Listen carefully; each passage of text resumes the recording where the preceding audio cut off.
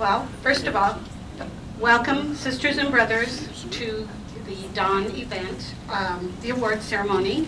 And we thank each and every one of you, and we thank God for the beautiful weather that we have. So that's a plus. And for each of you participating, finding that this is a very important cause. And when we look at this room, you know, we think about everyone. So what I have is I have a letter to read, and it is addressed to the board members of Dawn. And it says, "Dear board members, I have known Deb Berry since 2002, when she ran for the first time to be a Senate representative. Prior to that, I knew about her from her work as a city council member in Waterloo. Deb is serving her 7th term in the Iowa House of Representatives. She has always had a great deal of support from her district in each of her races. Sometimes she did not have an opponent. I have walked door to door with her during her first campaign and was very impressed with her interaction with her constituents. Her district has some areas that are predominantly African American and some that are nearly all white. I have attended most of the legislative forums held here during the legislative session. Deb is always present and has a very good rapport with the audience and her fellow legislators. She is well informed. Whenever the issue of reproductive rights arise, she is very aggressive in defending the pro-choice position. Deb talks about her personal stories of being a single teenager parent and the support she had from her family.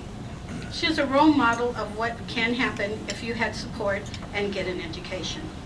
She is a strong supporter of funding the community college where she was able to get started and then lead a 4-year degree at the University of Northern Iowa. As a legislator, Deb has served on the Human Resource Standing Committee and Budget Committee, where she has been able to be an advocate for the pro-choice position. She is a very articulate in relating her experience in the legislature when she is back home here in Waterloo at public forums. Deb has always served many years on the Judiciary Committee, where she is advocate for reform in sentencing along with issues involving the disappropriation number of African American males in prison. Deb is a very respected legislator in our community and a role model for women in politics. She is a very forceful about stating her positions,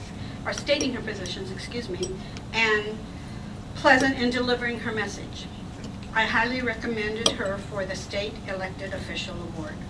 Sincerely, Patricia Harper, former state representative and former state senator."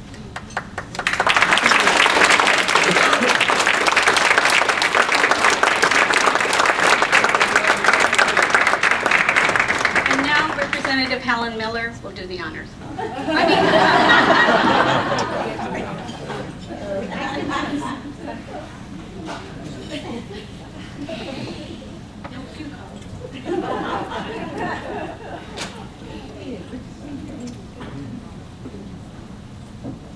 Okay, this is why I get to do the honors. When I walked in today at the desk out front, I was greeted as Representative Deborah Berry. But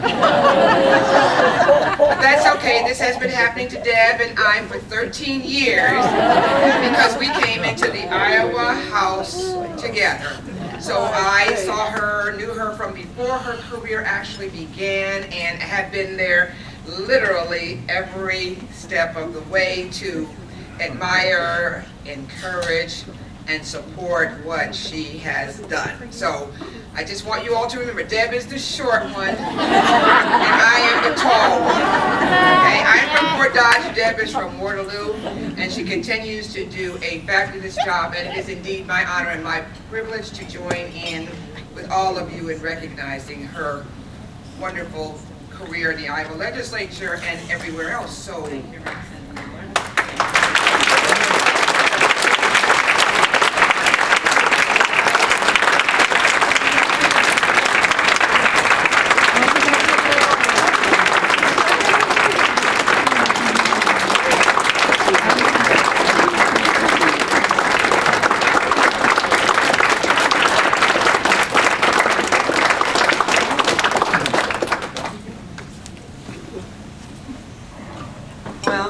of all, I would like to thank Natasha, President of Dawn, and the committee for this opportunity. And I'd also like to thank Senator Pat Harper, who did tell me she wouldn't be able to make it today, but those words were very kind. I'd like to also take a moment to acknowledge our President of the Senate, Pam Yocum, who's sitting there. The absolute first woman Senate President in the state of Iowa. Yeah. So we're very excuse me, sorry, the second. Democratic, excuse me. You have to remember, I've only been around for about 13 years, so anything before the 13 years, I don't know. But I would like to just seriously say for a moment that, you know, as Senator Pat Harper stated in the letter that she wrote, having the right to choose and to decide what is best for you is something that I think all women deserve to have.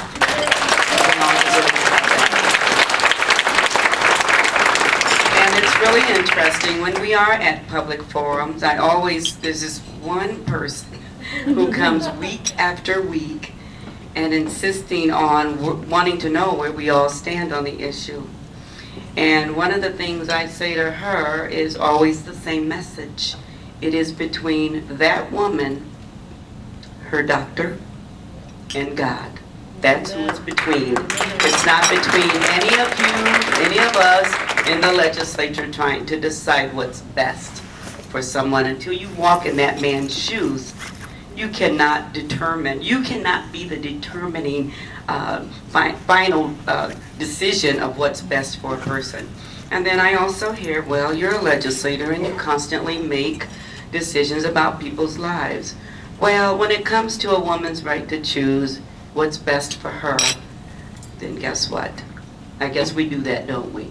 But one thing I do love to say to my Republican colleagues, and if you're Republican, hopefully you do not agree with this, it's fine if you are pro-life, which I think we all are, because we don't believe that it's important to protect the lives. We think it's important to always protect the lives of children in the womb, but don't cut the funding when they're out of the womb. You know what I mean? You want to cut all the services, all the funding that support these children. That's not right. So that's what I argue about, and that's what I'm proud of. And the fact that this is International Women's Day, it's a beautiful day today. It's just good to see all the lovely faces here, the true representation of the state of Iowa. God bless you all, and thank you, Dawn, for this wonderful award.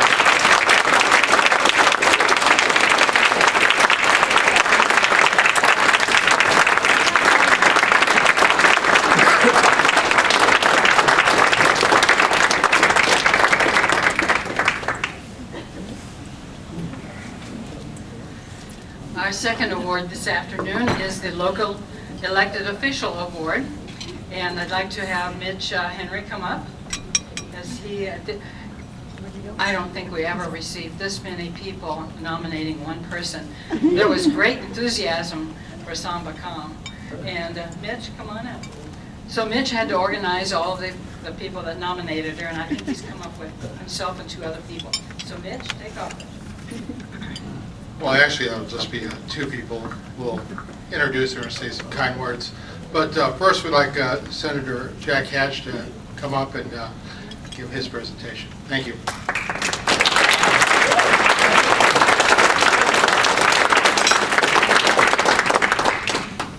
Good afternoon, everybody. And it's really an honor to be here, but it's more of an honor to have recommended a nominee for this award and to have her chosen. Samba Kam and I have been friends for a long time. And it's not easy for an Asian American to understand, especially an immigrant, understand the political process.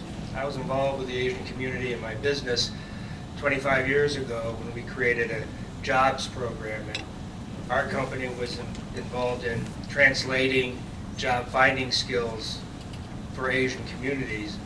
And I was struck at that time and continue to be struck by the kindness of that community and its commitment to its larger community. So when Sam became interested in politics, I followed her as an elected board member of the Des Moines School Board, and she didn't learn much there. She didn't learn that that's the toughest job in politics. So she decided to go one step further and run for the board of the trustees of Broadlawn Medical Center, which she's finding out in her first meeting is a challenge not only in understanding healthcare, but the challenge of understanding how you integrate communities with a well-established organization. Her leadership, understanding of our community and her community is a testimony to what persistence and intelligence and passion is for a woman who's decided that she's going to give more to her large